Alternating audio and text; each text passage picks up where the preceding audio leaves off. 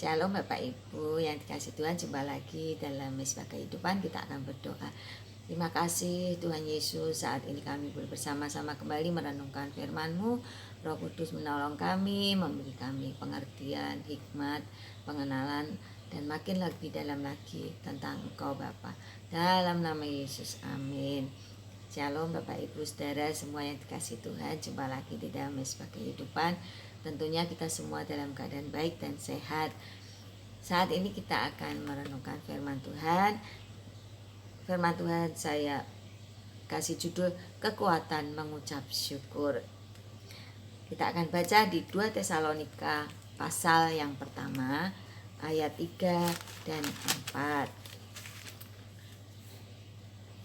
Ucapan syukur dan doa. Kami wajib selalu mengucap syukur kepada Allah karena kamu, saudara-saudara.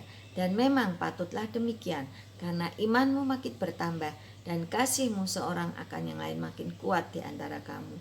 Sehingga dalam jemaat-jemaat Allah kami sendiri bermegah tentang kamu karena ketabahanmu dan imanmu dalam segala penganiayaan dan penindasan yang kamu derita.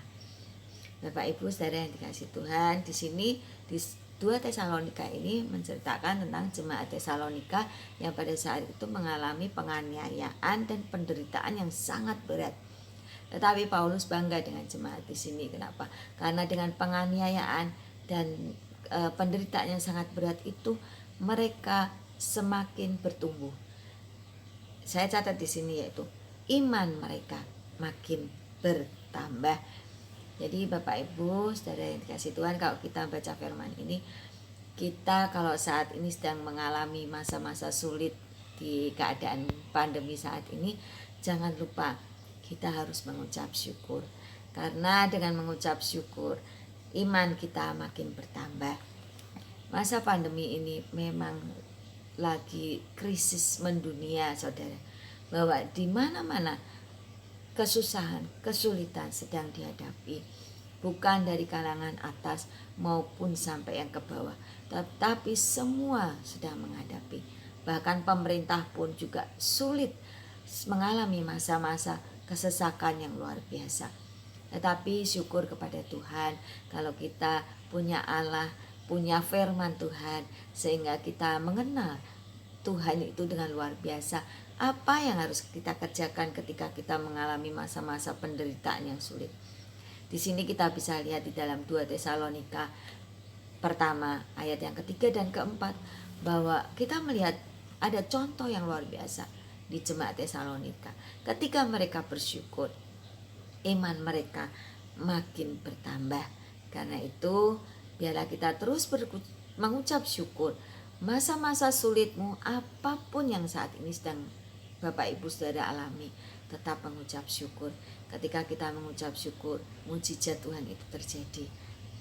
Waktu itu Tuhan Yesus sendiri sedang melihat ada 5.000 orang yang sedang mengalami butuh makan. Tetapi dengan 5 roti dan 2 ekor ikan, Tuhan mengucap syukur. Dan ketika Tuhan Yesus mengucap syukur, mujizat itu terjadi. 5.000 orang dapat makan semua, bahkan sisanya 12 bakul.